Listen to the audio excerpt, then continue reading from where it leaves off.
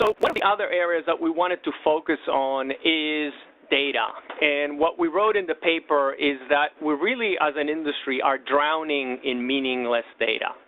As an industry, we are really obsessed with collecting data, with retaining it, and even hoarding it.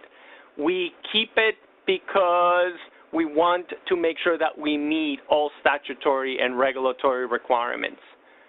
But the challenge that we see is that these data are often lobotomized as soon as they hit either the paper that they're written on or that PDF, that electronic static document that we create, and we work so hard in order to control in a number of systems. So when we asked in our survey, how are companies managing their change in configuration management process, what we found was that the vast majority, 83% of those who responded, said that they're using either a document-driven process, or mostly document-driven, or documentation with some supporting data, compared to only 17% who said they're either mostly or completely data-driven. And as a result of that, we end up managing what we call dumb documents. Now, this is a result of the unintended consequences in which FDA has been regulating our industry. And this infographic came as a result of a quote by Dr. Jeff Shuren. And we were at FDA last week talking to Dr. Shuren and his staff about this research. And the way that he explains it is that historically FDA would come in and find issues with a company and write them a 43 or a warning letter. Let's say it was about your CAPA system. Everybody went in and implemented a CAPA solution. And then they would go to the next company and implement and write a 43 about a learning management system, and everybody implemented one of those. And then document management and so on and so forth. And that's where this FDA whack-a-mole process comes about. FDA hits a company, and we all in industry implement a point solution. And as a result of that, we have so many systems and yet have so little value that we can get from them.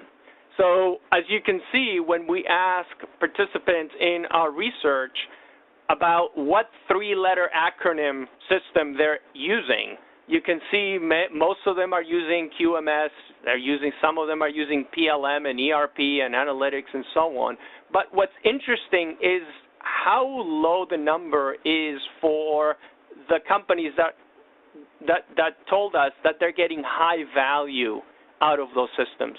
What's also very interesting is how many companies are still using homegrown and paper systems in order to support their change in configuration management processes. So, Hugo, with this in mind, what do you see as the value of managing product data and intelligence instead of managing documents? And what are some of the challenges that you see of using paper and disconnected systems in our industry? Yeah, great question, Stan. I think what I would say is, we grow these point solutions that you call them, and we get to these systems that are sometimes not connected or paper-based and or poorly implemented in the sense that they don't necessarily talk well with each other. And I think what that drives is that we spend more time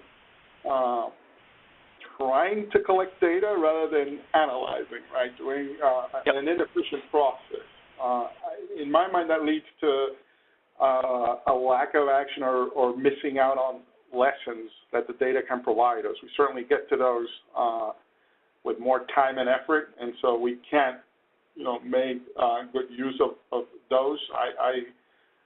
I think one of the great examples is, I know there's great tools out there, but there's still a lot of people doing the risk management in paper or partially in paper and partially electronic, and so you spend more time trying to make sense and collect and close the loop on risk management rather than helping that process drive inherent state design, which is what it was intended to do.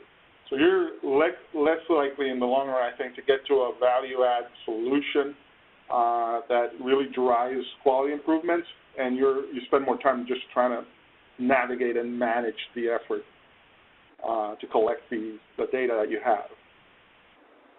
Yep.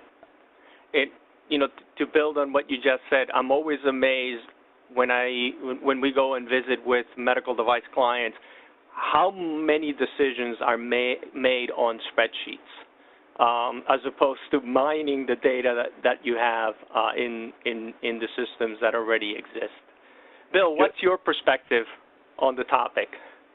Yeah, so to build on the presentation and on Ugo's comments, data that's on paper is, to me, completely useless because it ends up in a filing cabinet, ultimately in a box, and we spend thousands of dollars storing it in Iron Mountain or whatever.